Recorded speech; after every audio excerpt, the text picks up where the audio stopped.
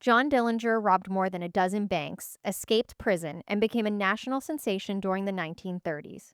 This original wanted poster was issued during the nationwide manhunt to find him, and nearly 100 years later, it wound up in our studio to be cleaned and stabilized.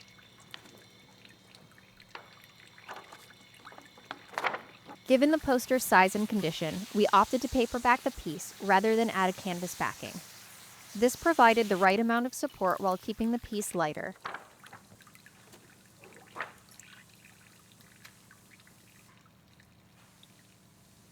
We began by washing the poster with filtered water and a mild detergent.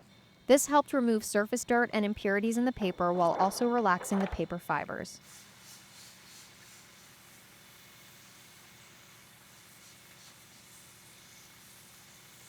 Through the 1930s, Dillinger and his gang were accused of robbing more than a dozen banks and several police arsenals while constantly evading authorities.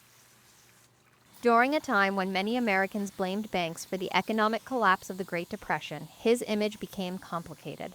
To law enforcement, he was one of the most dangerous fugitives in the country, but to parts of the public, he became an anti-establishment figure.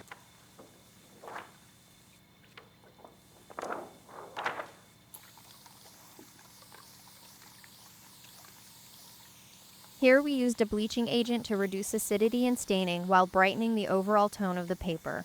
We're often asked how this process doesn't harm or fade the inks. Conservation-grade bleaching agents target the discoloration within the paper's cellulose fibers, not the pigments in the printed inks. Because the pigments are far more chemically stable, the inks remain unaffected as long as the bleaching solution is used at the correct strength and for the appropriate amount of time.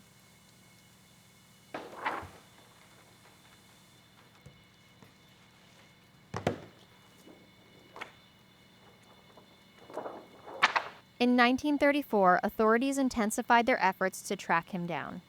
Wanted posters like this one were distributed across the country as federal investigators attempted to locate him before he could disappear again. The reward listed on this poster was enormous for the time: $10,000 for his capture and $5,000 for information leading to his arrest. Adjusted for inflation, that reward would be hundreds of thousands of dollars today.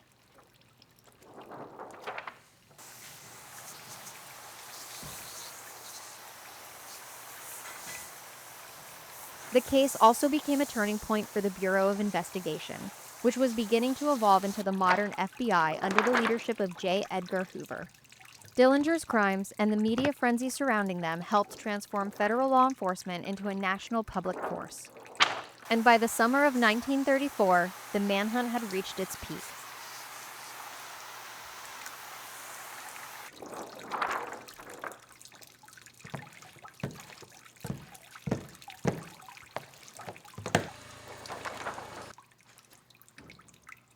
With the piece cleaned and rinsed, we applied our reversible adhesive to the back and mounted it onto Okawara paper, which has been secured to a board, ensuring it dries flat. Okawara is a Japanese paper made from long kozo fibers, giving it exceptional strength while keeping it extremely lightweight.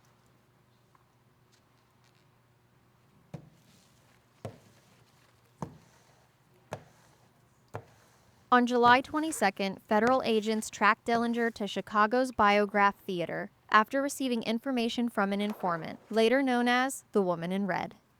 After leaving the theater, he attempted to escape through an alley. Agents moved in, and 31-year-old John Dillinger was killed at the scene. From there, the poster dried over several days and was eventually removed from the board with a 1-inch paper margin trimmed around the edges.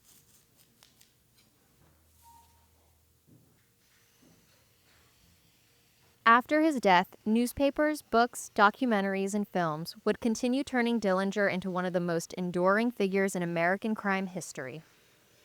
And nearly a century later, surviving artifacts like this wanted poster are reminders of one of the largest manhunts ever conducted in the United States.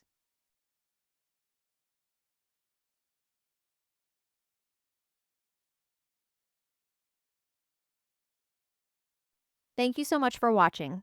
Be sure to like and subscribe, and if you enjoyed this video, I think you might like this one too.